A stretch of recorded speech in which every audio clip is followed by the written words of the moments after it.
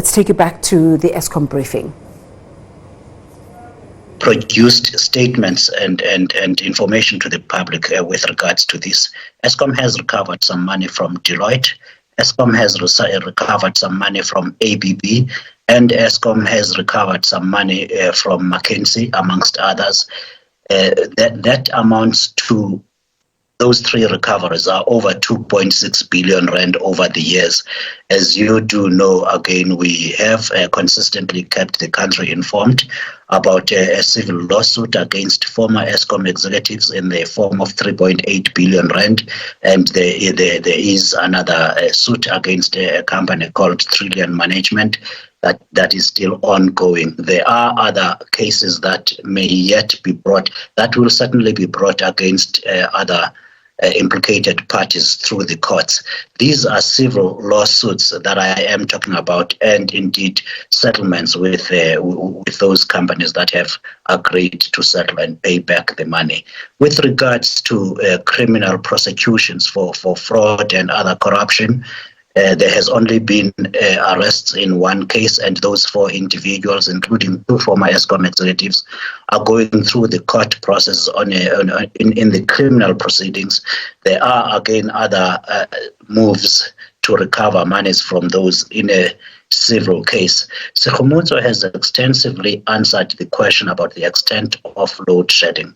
I shall move on to Lamis, your question, how many days of load shedding have we had this year?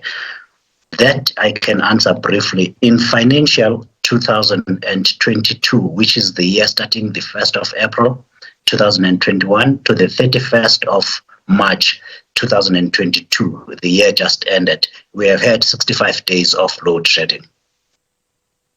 Vali Padayachi wants to know, is Eskom leadership, especially generation, comfortable that it currently has all the competences to address a serious generation-related situation like this in-house? If there are gaps, and given the agency, would Eskom be amenable to bringing in outside or external resources in a prudent and focused manner to fill such gaps if they have been identified? Not as a think tank, but persons with real generation operational experience, so-called greybeards, to fill such competency gap on a short-term basis. That's Vali Padiachi. André, Philip, thank you. If I can go first, and I'm sure André can add, a blunt answer, Vali, is no. We are not comfortable that we've got the competences. Eskom over a number of years, and certainly recent months, we have lost a number of experienced people. And we are well below where we should be, and we've lost a number of experienced people. So certainly we are not where we should be in terms of competence. We have, and we've now done this twice on an urgent basis. We've declared an emergency and we brought in skills. It's nowhere close to where we should be.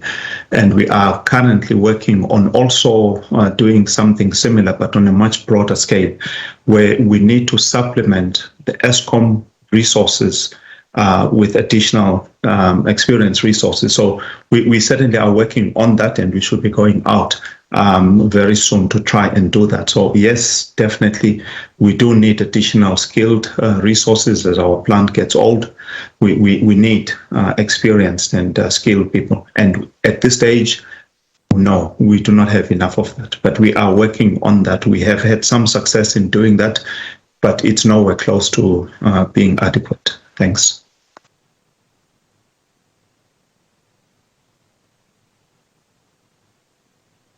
You want to add anything to that, André? Thanks, Sikonati. Philip covered it well. Thank you. The next set of questions then. Colleagues, we are trying to close this now at this briefing at 11 o'clock. So we will do everything to take the remaining questions as quickly as we can. Carol Payton of Fin24, News24 wants to know what is precisely Eskom requesting of National Treasury with regards to the PFMA, and what does it suggest could be cut out or minimized in terms of distributed generation red tape. Briefly as well, André, can you tell the public where Jan Oberholzer is? Antoinette Slava wants to know. Thank you. Mr. Oberholzer is traveling on business and could not make the call today. Carol, with regard to PFMA, as well as triple PFA, you may have seen that there was recently a gazetted exemption published in the Government Gazette for Transnet to exempt it from certain provisions, and essentially what we're asking for is exactly the same exemption in order to allow us to procure equipment directly from original equipment manufacturers instead of having to go through non-value adding intermediaries. We believe that there is a significant cost saving as well as an efficiency gain if we were able to do that. Also to give us greater latitude in order to expand and extend certain contracts that we have so that we can be more efficient without having to go through long and onerous procurement processes, all obviously having due regard to good governance and ensuring that we spend Eskom's money as wisely as possible. Thank you, Sikanati.